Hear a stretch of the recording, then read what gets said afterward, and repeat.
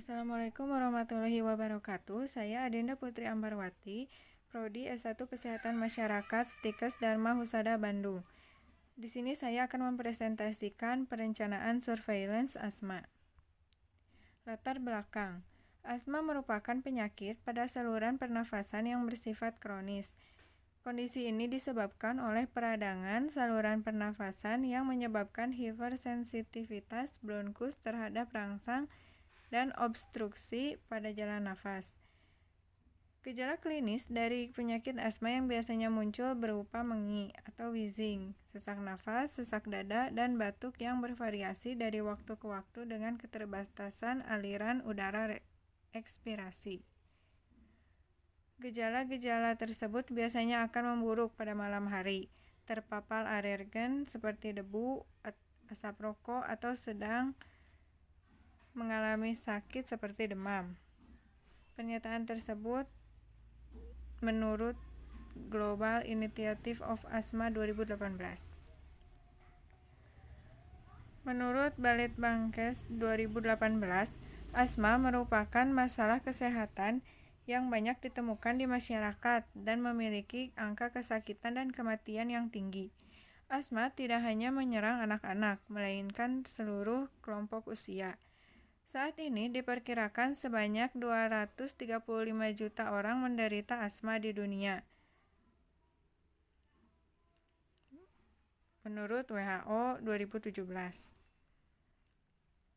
Berdasarkan laporan WHO Desember 2016, tercatat pada tahun 2015 sebanyak 383.000 orang meninggal karena asma. Berdasarkan laporan riset kesehatan dasar nasional pada tahun 2018, jumlah pasien asma di Indonesia sebesar 2,4%, menurut Balitbangkes 2018. Tujuan surveillance asma. Yang pertama, melakukan penyuluhan kepada masyarakat. Yang kedua, melakukan pencegahan dan penanggulangan asma. Yang ketiga, mengendalikan faktor risiko asma. Yang keempat, memberikan pelayanan yang optimal bagi pasien asma. Yang kelima, membuat perencanaan, pelaksanaan, dan penilaian upaya pengendalian asma. Yang keenam, meningkatkan partisipasi dan pemberdayaan masyarakat sebagai salah satu upaya penting dalam mendorong kemandirian masyarakat untuk hidup sehat, khususnya dalam pencegahan asma. Yang ketujuh, mengembangkan kemitraan dan jejaring kerja secara multidisiplin dan lintas sektor. Definisi kasus asma. Asma adalah suatu kelainan berupa peradangan kronik saluran nafas yang menyebabkan penyempitan saluran nafas atau hiperaktivitas bronkus, sehingga menyebabkan gejala episodik berulang berupa mengi, sesak nafas, dada terasa berat, dan batuk terutama pada malam atau dini hari.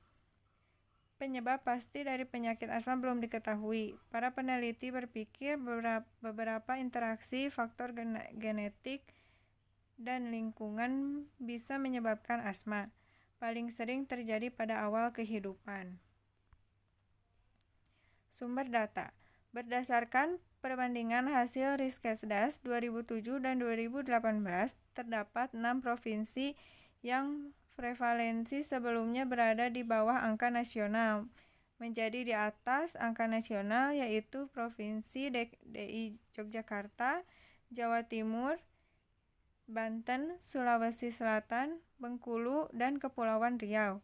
Hasil Riskesdas 2018 terdapat 4 provinsi yang prevalensi asmanya mengalami penurunan dibandingkan dengan hasil Riskesdas 2007, di mana sebelumnya berada di atas angka nasional menjadi di bawah angka nasional, yaitu Provinsi Aceh, Papua Barat, Sumatera Barat, dan Papua. Kasus asma rawat inap terbesar ada di Provinsi Jawa Timur, yaitu terdapat 7.942 kasus, sedangkan Papua memiliki kasus rawat inap terendah, yaitu 15 kasus. Pada kasus asma rawat jalan yang tertinggi ada di Provinsi Jawa Barat, yaitu terdapat 369.108 kasus, dan terendah di Papua Barat yaitu 31 kasus. Hasil Riskesdas tahun 2007, prevalensi asma tertinggi ada pada kelompok umur lansia yaitu 75 tahun ke atas, sekitar 12,4%. Hal yang sama didapatkan juga pada hasil Riskesdas 2018, di mana prevalensi asma tertinggi ada pada kelompok lansia, yaitu umur 75 tahun ke atas, sekitar 5,1%. Hasil data Sistem Informasi Rumah Sakit tahun 2015 sampai 2017 menunjukkan prevalensi tertinggi asma ada pada kelompok umur 45 sampai 65 tahun, dengan angka prevalensi berkisar antara 26,7 sampai 31,3%. Jumlah laki-laki yang menjadi pasien asma rawat inap dari tahun 2015 hingga tahun 2017 selalu lebih rendah dibandingkan perempuan, menurut data SIRS. Selama tahun 2015 sampai 2017, jumlah pasien asma rawat jalan selalu lebih banyak dibandingkan dengan pasien rawat inap.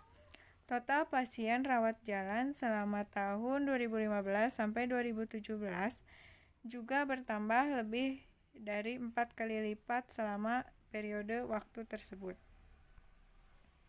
Mekanisme pengumpulan data.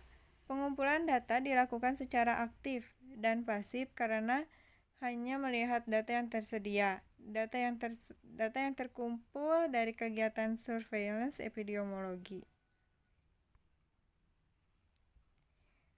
Instrumen pengumpulan data. Hasil Riskesdas, Puskesmas, Rumah Sakit, laporan rutin asma, laporan data sekunder, laporan khusus. Metode dan alur uji lapangan. Kegiatan survei dengan melakukan studi identifikasi faktor risiko asma untuk menggambarkan tingkat risiko suatu wilayah. Analisis data. Distribusi kasus asma berdasarkan jenis kelamin dan umur. Distribusi kasus berdasarkan tingkat endemis yang telah ditentukan. Metode monitoring dan evaluasi.